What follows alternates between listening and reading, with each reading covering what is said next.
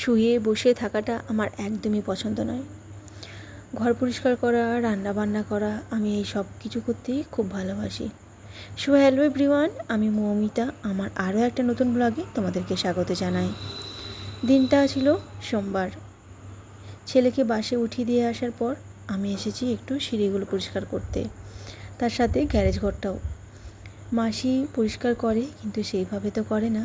আর আমার সত্যি কথা বলতে রোজ হয়ে ওঠে না ঝাঁট দেওয়ার। তাই ওকে বাসে উঠিয়ে দিয়ে আসার পর সপ্তাহের একটা কি দুটো দিন আমি চেষ্টা করি এই সিঁড়ি আর এই গ্যারেজ ঘরের নিচগুলো সব কিছু ছড়িয়ে সারিয়ে একটু পরিষ্কার করে নেওয়ার। ঘরটা তো আমাদেরই, আমরা এখান দিয়েই যাতায়াত করি।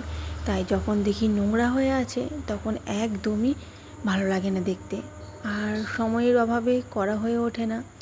উপরটা যেমন রান্না করতে করতে কাজের ফাঁকেও আমি করে ফেলতে পারি, এখানটা কিন্তু আমি একদমই করতে পারি না।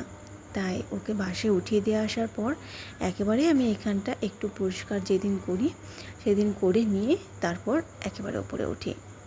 এগুলো শরীর একটু পরিষ্কার করে নিলে ঝুল ধুলো এগুলো ভালো করে পরিষ্কার করা হয়। তারপর এখন তো বর্ষাকাল, সাপখোপের উৎপাতটা অনেকই আছে, তাই খুব ভয় করে জানো তো, যে কোথায় কে ঢুকে থাকবে।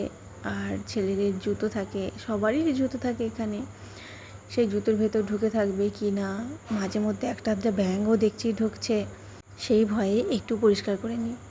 আর রোদটা এই সময়টা খুব বেশি ওঠে, তাই একটু মাথার মধ্যে ওড়নাটা নিয়ে নিয়েছি।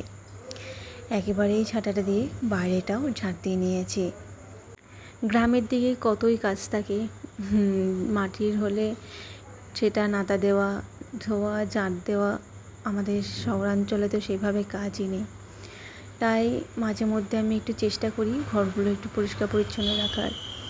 সানের ঘর হয়ে যদি নোংরা ধুলো ঝুল হয়ে পড়ে থাকে তাহলে আমার মনে হয় সেটা অলক্ষ্মীর মতন লাগে দেখতে।